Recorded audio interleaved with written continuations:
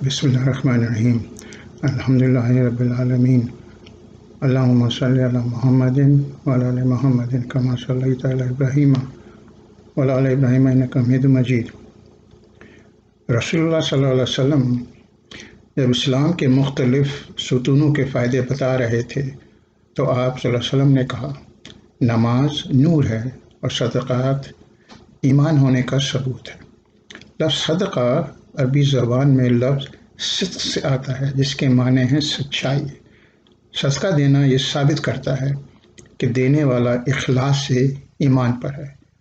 رسول اللہ صلی اللہ علیہ وسلم نے یہ بھی فرمایا کہ جب ایک مسلمان اس دنیا سے چلا جاتا ہے تو اس کا ہر عمل رک جاتا ہے سوائے 3 چیزوں کے۔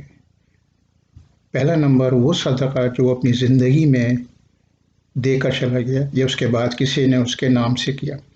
نمبر 2 کوئی ایسا علم جو اس نے اپنی زندگی میں چھوڑا اور لوگ اس کے بعد اس سے فائدہ اٹھا رہے ہیں۔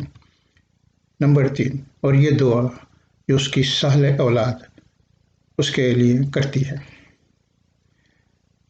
اب دیکھیں کہ دنیا میں صدقہ دینے کے کیا فائدے ہیں۔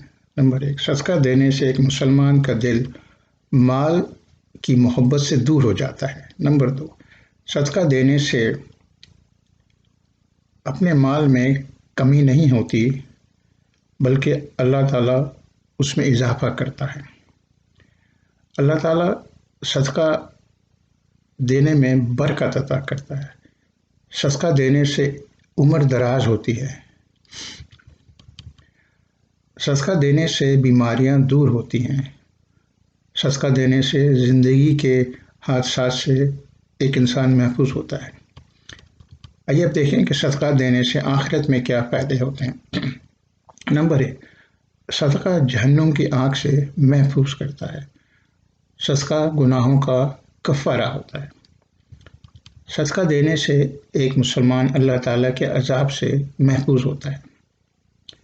آخر میں آپ سے درخواست کرتا ہوں کہ ان تمام فوائد پر یقین کریں اور زیادہ سے زیادہ صدقہ دیں، ورنہ آپ کو آخری وقت میں افسوس ہوگا، کیونکہ اللہ تعالیٰ نے فرمایا ہے قرآن میں، اور وہ یہ ہے کہ اور خرچ کرو اس سے جو مال ہم نے تمہیں دیا ہے، پیشتر اس کے کہ تم میں سے کسی کو موت آ جائے اور وہ کہے، اے میرے رب، کاش تو نے مجھے تھوڑی سی مہلت دی ہوتی تو میں ضرور صدقہ دیتا اور نیکوکاروں میں سے ہو جاتا۔